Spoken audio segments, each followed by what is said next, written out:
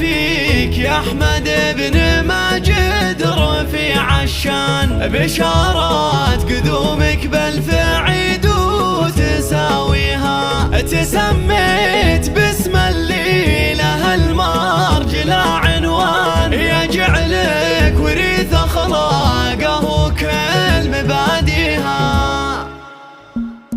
هلا يا سمي اللي له القدر والسلطان، هلا يا سمي الجد مليون نثنيها. هلا مرحبا يا ضيف شرف على الأكوان، وتباهت بك الدنيا وتباهى أهاليها. هلا فيك يا أحمد بن ماجد رفيع الشان، بشارة قدومك بالفعيد وتساويها. تسميت باسم اللي له المرجل عنوان، يجعلك وريث أخلاقه وكل مباديها. حفيد الكرام أهل الوفا وقدوة الأزمان، وسمي الكريم وبو الشهامة هو راعيها. هذا جدك أحمد الكفو مكرم الضيفة، يمينه على الجزلات بالجود مصاخيها. علم للمراجل جدك أحمد ذارة وحصان، وابو ماجد اللي كل عليا عالى فيها. سلايلها لطلت من ماضي وحتى لعلوم المطير فالسما ذاع طارها. عمامك سحول المرجل قاده وفرسان، لياقيل عنهم قولة النعم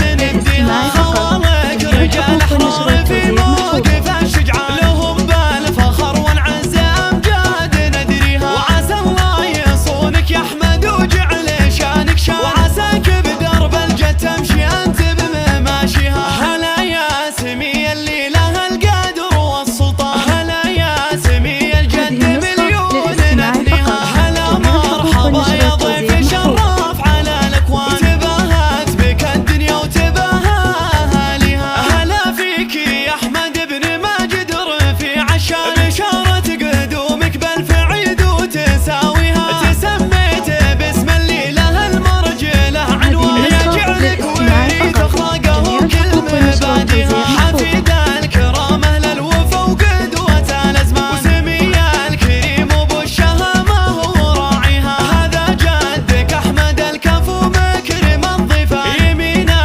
على الجزلات بالجود مصاخيها. علم للمراجل جدك أحمد ذارة وحصان، وابو ماجد اللي كل عليا عالى فيها. سلايلها لطلت من ماضي وحتى لعلوم المطير فالسما ذاع طارها. عمامك سحول المرجل قاده وفرسان، لياقيل عنهم قولة النعم نديها. خوالك رجال أحرار في موقف الشجعان، لهم بالفخر والعز أمجاد